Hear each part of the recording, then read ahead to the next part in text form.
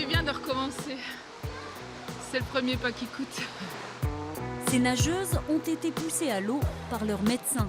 À Strasbourg, l'expérience Sport sur ordonnance est menée depuis 3 ans. À ce jour, 170 généralistes prescrivent des séances d'activité physique à leurs patients. Une pratique qui pourrait, selon la loi, s'étendre à toute la France.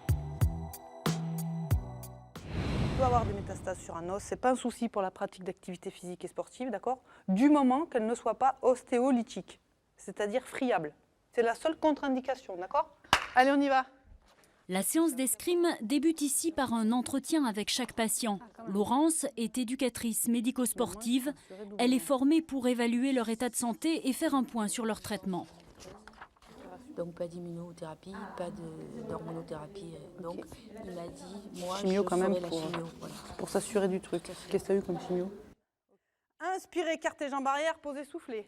Dans ce cours, les patients souffrent de cancers très divers. Ils sont en cours de traitement ou en rémission et vont bénéficier d'un accompagnement individuel. Inspirez, ramenez, posez, soufflez, jambes avant. Inspirez, écartez, posez. La méthode Médiété, appliquée ici à l'escrime, permet de lutter contre la fatigue et les douleurs liées au cancer. Pour être efficace, l'activité doit être intense, au rythme de 50 minutes, 3 fois par semaine. On fera que celui-là pour l'instant. Je parle du corps en général, et pas de leur corps en particulier déjà. Mais après, j'ai une approche qui est personnalisée pour chacun. Et effectivement, il y a une espèce de relation de confiance qui se crée et qui me permet d'aller au plus juste de chaque pathologie et au plus juste de chaque personnalité. Il est un élève assidu de ce cours. Eric, atteint d'une leucémie, a repris l'escrime à l'automne, après 8 mois d'hospitalisation pour une greffe. Quand on est en soins importants, on donne son corps au médical. Et en réalité, on a difficilement quelque chose à faire si ce n'est à se soutenir moralement. Et après, en fait, quand on ressort du milieu protégé hospitalier, il faut qu'on se réapproprie les espaces. Et pour découvrir les espaces, le corps est nécessaire et la pratique sportive particulièrement structurante, utile. Le choix du sport de combat n'est pas un hasard. Les patients prennent les armes pour affronter la maladie. Mais la pratique se veut maîtrisée pour leur sécurité. Ici, on combat quelque chose de précis, d'accord ? Il n'est pas question de faire du suraccident, de réenchérir sur des pathologies.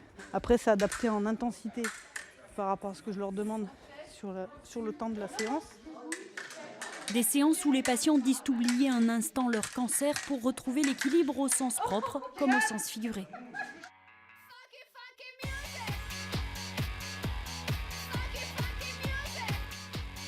C'est hyper difficile, c'est complètement contre-intuitif. Le seul truc qu'on a envie, c'est de se reposer parce qu'on est super fatigué, on n'arrive pas. Il y a 1 an, je ne faisais pas 100 mètres à pied. Autre expérience, celle d'Olivier, qui a fait du chemin dans sa course contre la maladie. À 40 ans, sorti d'un cancer de la gorge et de 9 mois de chimiothérapie, il se lance le défi de réussir un 10 km, pari tenu. Il est catégorique, le sport a été pour lui un soutien contre la douleur, la fatigue et les effets secondaires des traitements.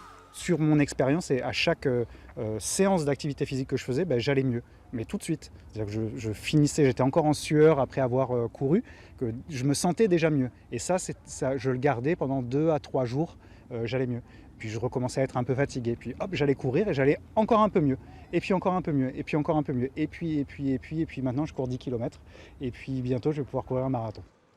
De l'espoir sous la semelle, Olivier est parti en croisade. Il veut convaincre les médecins de prescrire le sport à leurs patients pour leur donner une chance supplémentaire de guérison.